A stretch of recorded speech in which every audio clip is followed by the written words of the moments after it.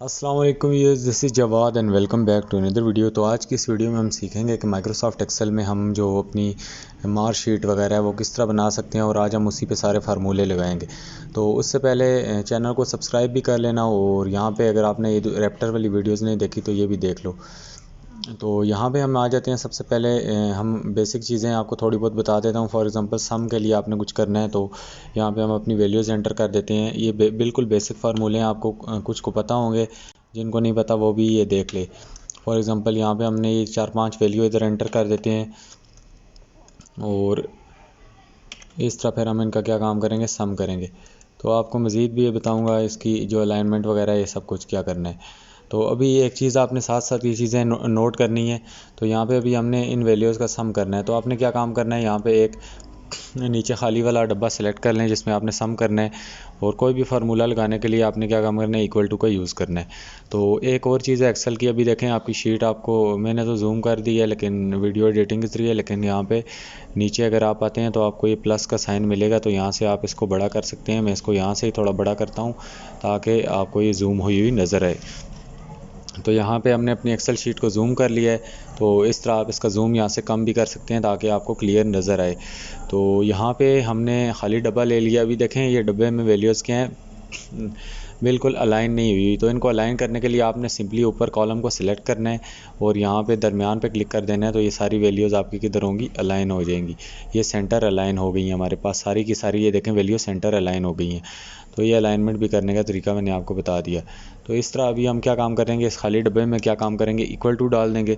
Equal to डाल के आप लोग क्या काम कर सकते हैं, यहाँ पे एक वैल्यू सेलेक्ट करें, फिर क्या काम करें, दरमियान में प्लस डालें, फिर दूसरी वैल्यू सेलेक्ट करें, फिर यहाँ पे क्लिक करें, फिर दरमियान में प्लस डालें, फिर यहाँ पे तीसरी वैल्यू क्लिक करें और फिर यहाँ पे आगे उसके प्लस डाल दें और फिर चौथी वैल्यू सेलेक्ट कर लें और यहाँ पे एंटर प्रेस करें या नीचे वाले खाने में क्लिक कर दें। तो ये साइड पे कहीं भी क्लिक करें तो ये आपका हो जाएगा। तो मैं आपको एंटर प्रेस करना ही रिकमेंड करूँगा। तो ये इसने 184 बना के दे दिया। ये तो है इसका नूब मेथड जो कि बिल्कुल बेसिक के लिए है। प्रो वाले आपने क्या करना है, प्रो वाले ये करते हैं कि आपने सिंपली यहाँ पे इक्वल टू डाल के SUM लिखना है, सम। तो आपके पास ये नीचे सम का फंक्शन आ जाएगा। आप जो ही इस फंक्शन पर क्लिक करेंगे तो आपके पास क्या होगा, एक ब्रैकेट ऑटोमेटिकली डल जाएगी। ये देखें आपकी ब्रैकेट आगे डल गई है। आप इसको भी डाल सकते हैं। सिंपली आपने इन चारों को यहाँ से ऊपर क्या करना है, सेलेक्ट करना है और एंटर की को क्या करना है, प्रेस कर देना है। तो आपके पास ये सम हमारे पास क्या हो गया, आ गया। अगर हम इस पर क्लिक करते हैं तो उसने कहा है सम कॉलम 3 थ्रू कॉलम 6, यहाँ से उसने हमारा सम लिए। तो दोनों तरह आप सम ले सकते हैं, जो भी आपका तरीका है। इसी तरह सब्सट्रैक्शन है। सब्सट्रैक्शन में हम इन्हीं को कॉपी करके ले आते हैं। यहाँ से इस सेल को कॉपी करना हो तो राइट क्लिक करके कॉपी करो, जहाँ पे पेस्ट करना है जिस लाइन में वहाँ पे आके सिंपली आपने यहाँ पे ये पेस्ट के आपके पास बहुत सारे ऑप्शन है। तो सिंपली पेस्ट यहाँ पे हम वैल्यू करेंगे या आप कंट्रोल V कर दें। तो यहाँ पे इनको भी अलाइन करने के लिए हम ऊपर सारा कॉलम उठाएंगे, दरमियान को ये 2 बार प्रेस करेंगे तो ये सेंटर अलाइन हो गए। तो अभी हमने इसको सब्ट्रैक्ट करना है। तो एक वही मेथड है, आप यहाँ पे इक्वल टू सेल पे लगा लें। इक्वल टू लगा के आप क्या काम कर सकते हैं, यहाँ पे इसको सिलेक्ट कर लें, फिर नीचे आके क्लिक करके दरमियान में माइनस डाल दें, फिर दूसरे को सिलेक्ट कर लें, फिर उसके दरमियान में माइनस डालें, फिर तीसरे को सिलेक्ट करके फिर माइनस लिख दें और फिर चौथे को सिलेक्ट करके एंटर प्रेस करें। तो ये आपके पास -150 आ गया है, जो भी आपका आंसर है। तो 2 वैल्यूज़ को सब्ट्रैक्ट करने के लिए आपके पास वही वाला है कि आपने इक्वल टू डाल देना है। यहाँ पे सिंपली इक्वल टू डाल के उसके आगे एक वैल्यू सेलेक्ट कर लेनी है, फिर उसके दरमियान में माइनस डाल देना है। इसी तरह आपने दूसरी वैल्यू सेलेक्ट करके उसके दरमियान में माइनस डाल देना है। इसी तरह आपने तीसरी वैल्यू सेलेक्ट करके उसके दरमियान में माइनस डाल देना है। चौथी वैल्यू सेलेक्ट करके आपने एंटर प्रेस करना है तो आपके सामने ये आपका रिज़ल्ट आ जाएगा। इसी तरह मल्टीप्लिकेशन है। तो अगर आपने खाना बड़ा करना हो, आप खाने को ऊपर से इस तरह यहाँ से पकड़ के जितना बड़ा करना चाहते हैं तो ये आपके पास बड़ा हो जाएगा।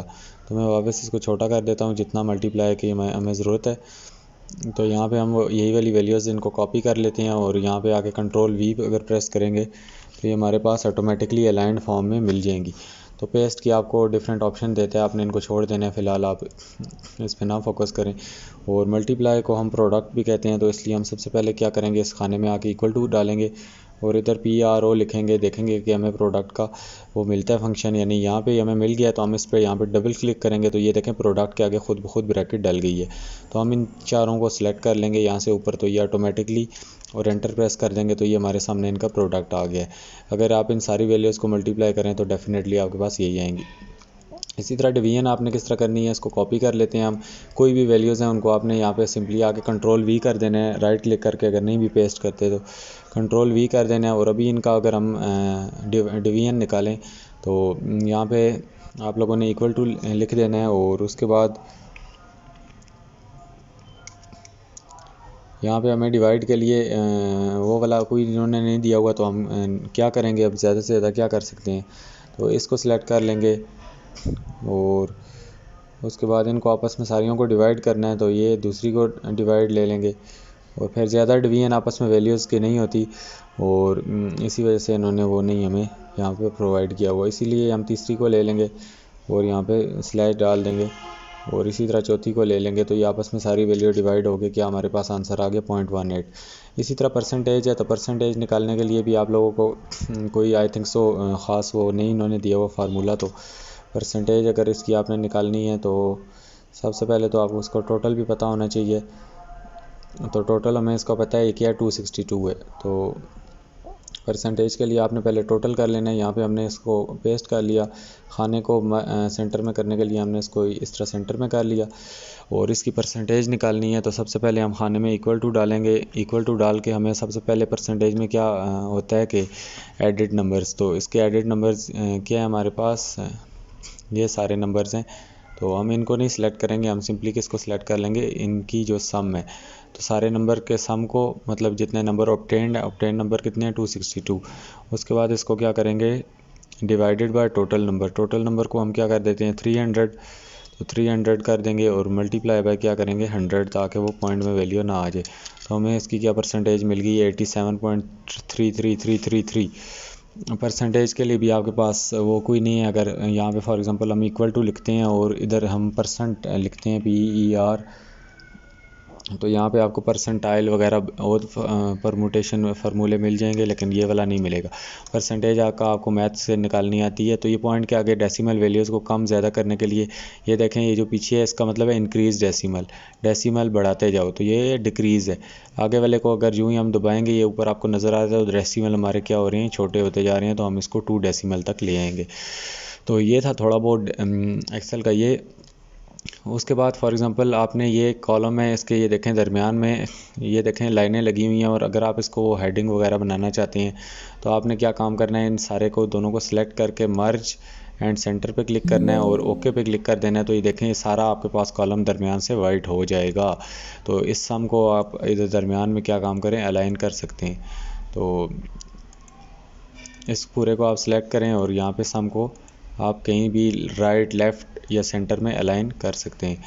तो मज़ीद आपने क्या काम करना है, इसमें अगर कोई रंग भरना है तो ये आपको एक फिल कलर वाली बाल्टी नज़र आ जाएगी, तो आप इससे कोई सा भी इसमें कलर फिल कर सकते हैं। ये देखें यहाँ पे ब्लू हम कर सकते हैं, कोई सा भी यहाँ पे आप कलर इसमें भर सकते हैं। अभी ये मैं आपको सारी बना के दिखाऊंगा, आप लोगों ने टेंशन नहीं करनी।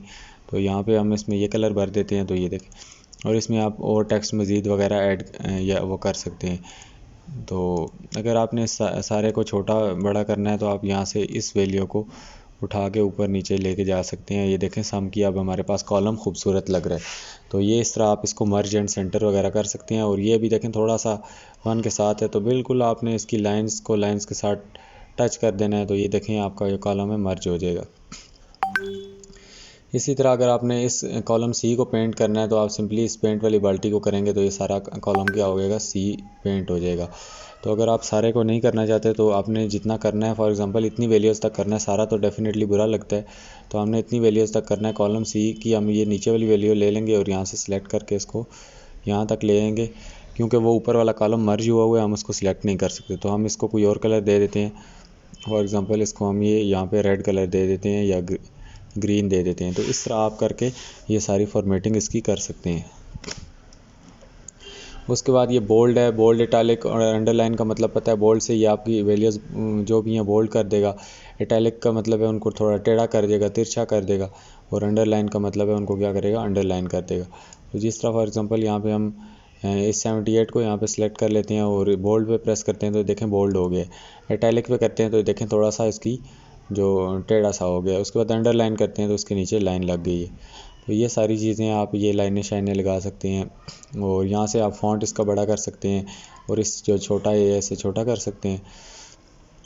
मज़ीद इसमें जो फार्मूले हैं वो अभी हम आगे एक टेबल बना लेते हैं और उस पर जाके लगाते हैं। फॉर एग्ज़ाम्पल आपने डेट शीट बनानी है या कोई भी करनी है तो हम इसको थोड़ा नीचे ले जाते हैं और यहाँ पे सम की जगह लिख देते हैं रिज़ल्ट कार्ड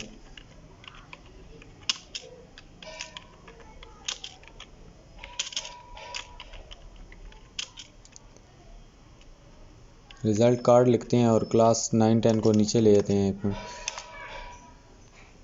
तो ये रिज़ल्ट कार्ड हमने इधर लिख दिया और यहाँ से इसको यहाँ पे क्लिक करके एंटर करेंगे तो ये हमारे पास अभी नीचे कॉलम ही वो कह रहे नहीं है। तो ये मर्ज करने के ये सारी चीज़ें आपने क्या काम करनी है, बनाने से क्या काम करना है, लिख के फिर इनको मर्ज करना है, नहीं तो ये आपके पास एरर आएगा।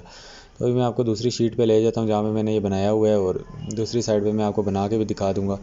तो ये शीट नंबर 2 है। तो यहाँ पे कुछ एंट्रीज़ हैं जिनमें बच्चों के नाम वगैरह लिखे हुए हैं और फेडरल बोर्ड की आप कह लें इसको HSSC की एनुअल एग्ज़ाम का जो रिज़ल्ट कार्ड है आप इसको वो कंसिडर कर लें। तो ये सारी चीज़ें किस तरह बनानी है, सेक्शन, रोल नंबर, नेम, तो ये आप क्या काम करेंगे, सिंपली शीट 1 पे अगर हम जाते हैं तो इसको मैं डिलीट कर देता हूँ सारे के सारे को। और यहाँ पे अभी ये फॉर्मेटिंग देखें डिलीट नहीं हुई, तो आप इस सारे को सिलेक्ट करके यहाँ पे ये छोटा सा क्लियर बना है और क्लियर ऑल फॉर्मेट्स और ये वो, तो क्लियर ऑल को मैं क्लिक करूँगा तो ये सारा ये एक्सेल शीट हमारी यहाँ पे साफ़ सुथरी हो गई है। तो ये 2 का खाना थोड़ा सा बड़ा है तो हम इसको क्या काम करते हैं, यहाँ से ऊपर ड्रैग करके यहाँ से छोटा कर लेते हैं। तो ये बहुत ज़्यादा हो गया तो आपने इसको आराम से बस इतना कर देना है।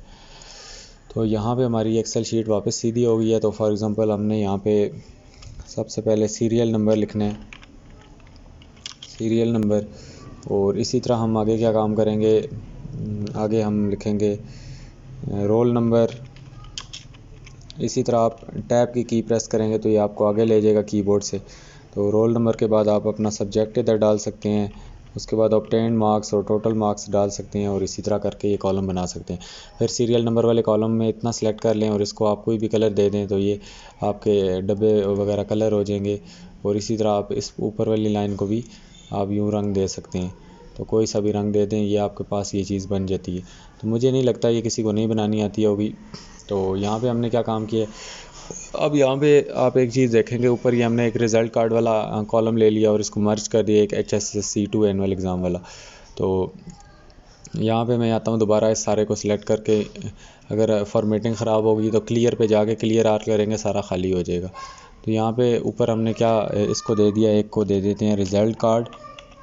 ये आपने अलग अलग से लिखना है, बाद में इसको मर्ज करना है, नहीं तो आप अलग अलग से 2 चीज़ें नहीं लिख सकते। तो यहाँ पे हम नीचे कॉलम में आएंगे और इसको दे देंगे HSSC2 सेकंड एनुअल एग्ज़ाम लिख देते हैं, या जो भी लिख देते हैं। आजकल फेडरल बोर्ड वाले बच्चों के ये हो रहे हैं तो इस वजह से मुझे उन्हीं की वो पड़ी है। तो यहाँ पे हम क्या काम करेंगे, इसको सिलेक्ट कर लेंगे इस एरिया को और इसको क्या कर देंगे, मर्ज एंड सेंटर पे क्लिक करेंगे और यहाँ पे ओके करेंगे तो ये देखो हमारे पास ये खाली हो गया। तो यहाँ पे मैं इसको थोड़ा सा, यहाँ पे इसको हमने थोड़ा सा सही कर लेंगे, 1 सेकंड। वो इसको आपने मर्ज एंड सेंटर कर दिया है तो हम इसको क्या काम करेंगे, यहाँ से ये हमारी चीज़ गायब हो गई है तो हम इसको कर देंगे मर्ज अक्रॉस। मर्ज अक्रॉस करने से ये होगा, हम इसको सेंटर बाद में अलाइन करते हैं ताकि हमें पूरा तो नज़र आए, वो सेंटर में नीचे चला जाता है। तो यहाँ पे हम इसको सेंटर में ले आएंगे और ये देखो हमारे पास ये दोनों वैल्यू सेंटर में आ गई। तो मर्ज एंड सेंटर अगर आप की एक वैल्यू है आप उसको कर लो, 2 हैं तो इसको क्या करो, राइट क्लिक करके मर्ज अक्रॉस कर लो। तो ये देखो हमने इसको यहाँ पे क्या काम किया, यहाँ पे इसको एक कलर भर लेंगे, ये हम इसको ये वाला ब्लू सा कलर दे दिया हमने HSSC2 रिज़ल्ट कार्ड। तो आप इसको कोई भी कलर दे सकते हो जो आपको अच्छा लगे, या कलर के बगैर भी रख सकते हो, ये आपकी अपनी मर्ज़ी है।